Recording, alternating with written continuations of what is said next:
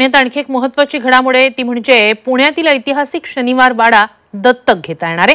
प्राचीन पुरातत्व आणि ऐतिहासिक स्थळांच्या संवर्धनासाठी केंद्रीय पुरातत्व विभागाने अडॉप्ट अ हेरिटेज ही मोहीम सुरू केली आहे। या मोहिमेअंतर्गत पुण्यातील 5 स्थळे दत्तक घेता येणार आहे। नामांकित कंपन्या, स्वयंसेवी संस्थांना या वास्तूंच्या देखभालीची संधी मिळणार आहे। वारसा स्थळांची नियमित देखभाल व्हावी आणि यात लोकसहभाग वाढावा हा या योजनेचा हेतू आहे। या योजनेअंतर्गत पहिल्या टप्प्यात देशभरातील 66 वारसा स्थळे विविध कंपन्या, संस्थांनी दत्तक घेतलेले आहेत। यात अलिबागच्या घारापुरी लेण्यांचाही समावेश आहे।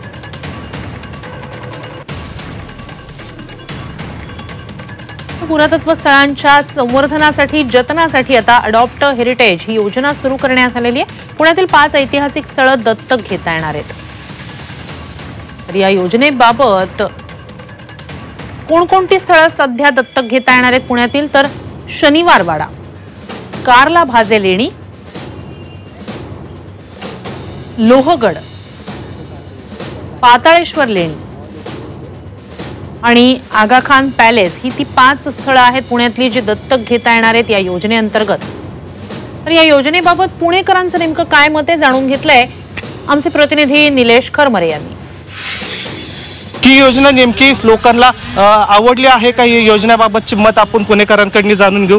काय सांगताल, केंद्र सरकारची योजना आली आहे, आता हा शनिवार वाडा दत्तक देण्यात जाणार आहे। माझं एकच मत आहे, या वाड्यावर जो प्रेम करणार आहे आणि या वाड्याच्या मालकांवर जो प्रेम करणार आहे त्याला देण्यात यावं आणि जाहिरातबाजी न करण्यात यावी। साइट आहे हिस्टॉरिकल, त्याची आयडेंटिटी लूज नको व्हायला।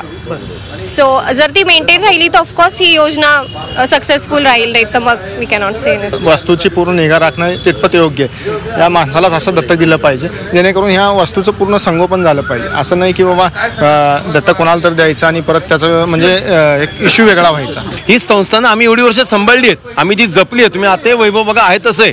असं असताना आम्ही सक्षम असताना ह्या जमिनीचा एक प्रकारे तुम्ही लिलावच करताय।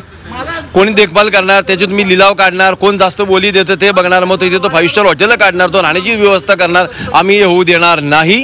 ह्या जमिनीच नव्या देश हिंदूंनी सांभाळला, हिंदू आजही सक्षम आहेत असं नक्की। याच्या विरोधात लढा द्यावा लागला, रस्त्यावर उतरावं लागला, आम्ही रस्त्यावर उतरू, परंतु आम्ही हे होऊ देणार नाही एवढं नक्की आहे। व्हिडिओ जर्नलिस्ट नितीन सांगोसह निलेश खरमरे, झी मीडिया, पुणे।